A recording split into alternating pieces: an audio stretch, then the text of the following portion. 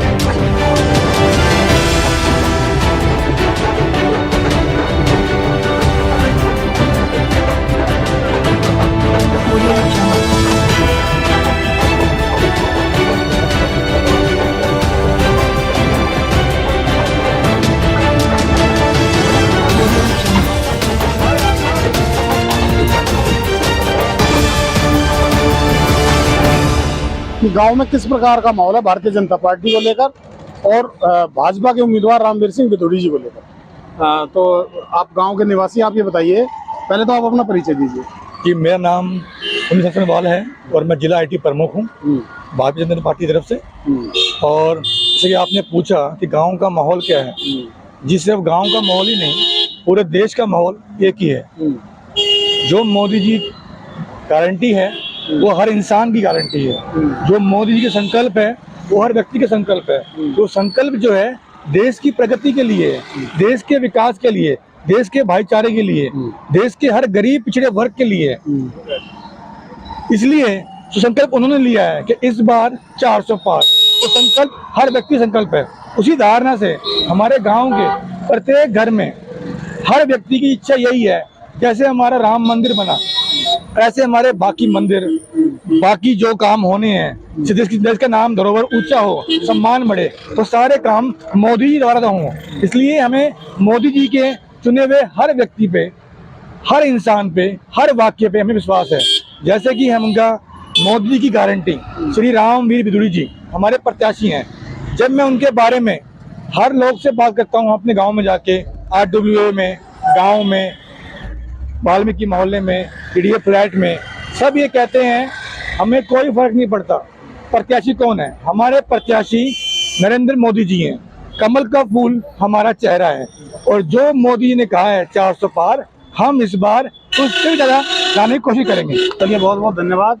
तो दोस्तों, गांव का जो माहौल है, या कहिए कि दक्षिणी दिल्ली क्षेत्र का जो माहौल, हम यहाँ से अंदाजा लगाकर देखते हैं तो भारतीय जनता पार्टी के पक्ष में जाता हुआ दिखाई देता है।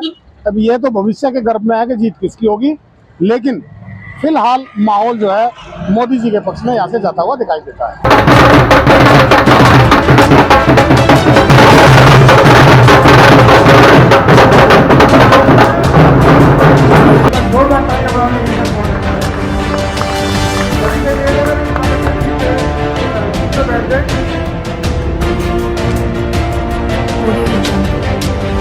भारत माता की जय।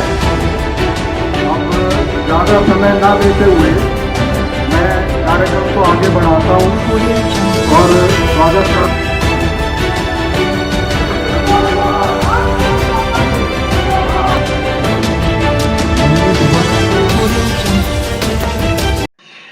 कि इस बार मोदी जी को 400 से ज्यादा सीटें हम लोग जिताकर दें, उनके झोली में डालें। और तीसरी बात, उनको बहुत ही शान के साथ देश का प्रधानमंत्री बनाए। एक बात आम आदमी पार्टी की ओर से भी और कांग्रेस के नेताओं की ओर से कही जा रही है कि पिछले 10 सालों में श्री नरेंद्र मोदी जी ने दिल्ली को क्या दिया।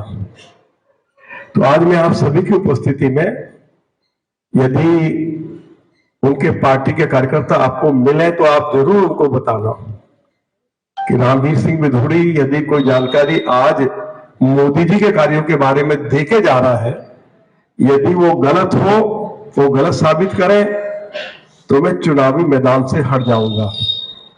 मैं उनसे पूछना चाहता हूं कि दिल्ली में मोदी जी के प्रधानमंत्री बनने से पहले हजारों ट्रक्स आते थे, दिल्ली को प्रदूषित करते थे। मोदी जी ने दिल्ली के चारों तरफ 43,000 करोड़ रुपया खर्च करके पेरीफिल रोड बनाई। आज दिल्ली में ट्रक्स की एंट्री बैन हो गई।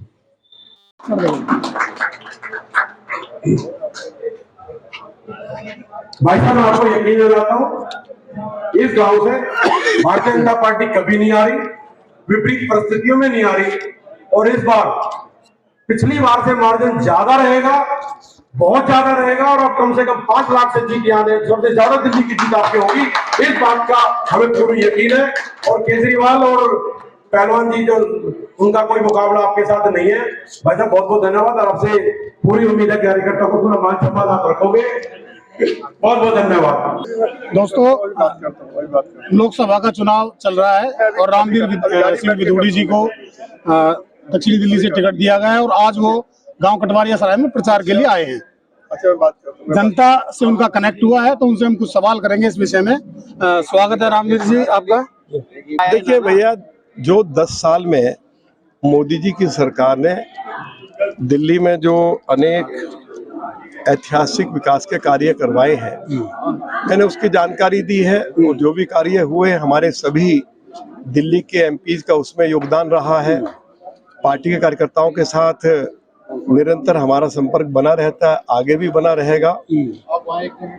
उसको लेकर कभी किसी को शिकायत का मौका नहीं दिया जाएगा, और ये बात मैंने स्पष्ट कर दी। नहीं, आपने एक बात कही कि शिकायत का मौका कार्यकर्ताओं को नहीं दिया जाएगा, तो क्या आप देखते हैं कि पिछले जो 10 वर्ष रहे उनमें सांसद के द्वारा कार्यकर्ताओं से कनेक्ट को तोड़ दिया गया? देखिए, हमारे जो भी नेता हैं, ये हमेशा पार्टी के कार्यकर्ताओं के साथ निरंतर जुड़े रहते हैं, संवाद बनाए रहते हैं।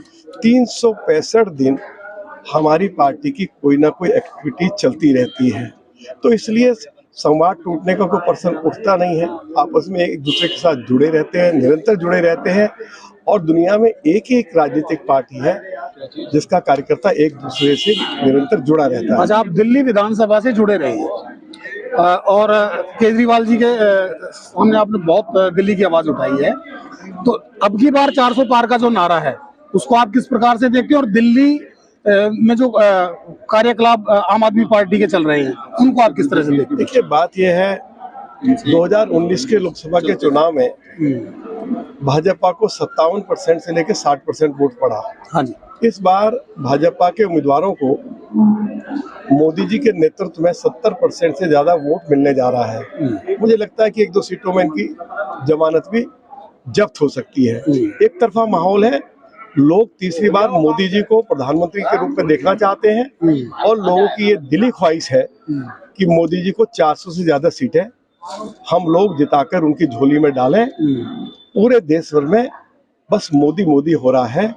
इस बार कहीं मुझे दूसरी पार्टी कोई दूर दूर तक दिखाई नहीं दे रही है। केजरीवाल की सरकार की दिल्ली में आप क्या कमियां देखते हैं? अरे, मैंने अभी बताया ना, आज आपने जो बताया ठीक है। भैया, आज अरविंद केजरीवाल की सरकार के ऊपर लगभग 12 गंभीर भ्रष्टाचार के आरोप है। उनके फॉर्मर डिप्टी चीफ मिनिस्टर जेल में है, जमानत नहीं मिल रही है। एक एमपी उनके जेल में है, एक उनके फॉर्मर मिनिस्टर मेडिकल ग्राउंड्स में बेल पर है। तो उनके ऊपर अनेक भ्रष्टाचार के आरोप हैं। दिल्ली के लोगों को ना पीने का पानी मिल रहा है, दिल्ली की सड़कें टूटी पड़ी हैं, दिल्ली के अंदर कोई नया अस्पताल नहीं बनाया, कोई नया फ्लाईओवर नहीं बनाया। दिल्ली के अंदर उन्होंने वायदा करके कि हम 25 कॉलेज खोलेंगे, एक कॉलेज नहीं खोल पाए। उन्होंने ये वायदा भी किया था कि हम डीटीसी के लिए 15,000 बसें खरीदेंगे, एक बस नहीं खरीद पाए। और उन्होंने ये वायदा भी किया था कि हम दिल्ली में 25 कॉलेजेस खोलेंगे, वो एक कॉलेज खोल नहीं पाए। उन्होंने ये वायदा भी किया था कि हम दिल्ली में 500 नए स्कूल्स खोलेंगे, उन्होंने 76 स्कूल्स को बंद किया है, लेकिन नए स्कूल वो खोल नहीं पाए। अब दिल्ली को आपने दुनिया की सबसे ज्यादा प्रदूषित राजधानी बना दिया। ये हम नहीं कह रहे हैं, ये WHO कह रहा है। सुप्रीम कोर्ट को ये कहना पड़ा है दिल्ली सरकार के हॉस्पिटल्स के बारे में कि सरकार के जो हॉस्पिटल्स है उनकी बूचड़ खाने से ज्यादा हालत खराब है। अभी हमारे हाई कोर्ट ने कहा है, डबल बेंच ने कहा है, एक्टिंग चीफ जस्टिस ने कहा है कि भाई दिल्ली सरकार के हॉस्पिटल्स में जो सिटी स्कैन लगे हुए हैं अमूमन वो खराब रहते हैं और 3 करोड़ लोगों को हम इस तरह से मरने के लिए नहीं छोड़ सकते हैं। तो अरविंद केजरीवाल की सरकार हर मोर्चे पर पूरी तरह से विफल हुई है। गंभीर भ्रष्टाचार के आरोप उनके ऊपर हम नहीं लगा रहे हैं, बल्कि कोर्ट ने स्वीकार किया है, तो अब उसकी सजा तो उनको भुगतनी पड़ेगी। और दिल्ली के लोगों ने मन बना लिया है कि हम पार्लियामेंट में भी मोदी जी को लाएंगे और फिर हम जब विधानसभा का चुनाव होगा तो मोदी जी की पार्टी को दिल्ली में 2/3 बहुमत देकर लाएंगे, जिससे कि केंद्र में भी मोदी जी की सरकार हो, दिल्ली में भी मोदी जी की पार्टी की सरकार हो और दोनों सरकार मिलकर जो मोदी जी का सपना है दिल्ली को वर्ल्ड क्लास सिटी बनाने का, वो सपना पूरा हो सके। बहुत बहुत धन्यवाद सर आपका। दोस्तों आपने देखा किस प्रकार से गांव कटवारिया सराय में रामवीर सिंह विधूड़ी जी का स्वागत गांव के लोगों के द्वारा किया गया। आपने देखा होगा बाइट लेते हुए भी लोगों ने फूलों की वर्षा रामवीर सिंह विधूड़ी जी पर की। इससे ये लगता है कि इस वक्त जो है दिल्ली का जो माहौल है वो भारतीय जनता पार्टी के पक्ष में जाता हुआ दिखाई देता है और हमें उम्मीद है कि आने वाले समय में भारतीय जनता पार्टी दिल्ली के लोगों का ख्याल पूरी तरह से रख पाएगी, खासकर दक्षिणी दिल्ली की जनता का ख्याल रामवीर सिंह विधूड़ी जी पूरी तरह से रखेंगे, क्योंकि वो विधानसभा में भी इस वक्त इस समय पर है और आने वाले समय में जब वो लोकसभा में होंगे तो उनको दिल्ली की समस्याओं का, दिल्ली के लोगों की समस्याओं का बहुत भली प्रकार से पता होगा और वो दक्षिणी दिल्ली की जनता के साथ पूरी तरह से न्याय कर पाएंगे। तो मैं दोस्तों हरनाम सिंह, दिल्ली क्राइम टाइम्स के लिए नमस्कार, धन्यवाद, जय।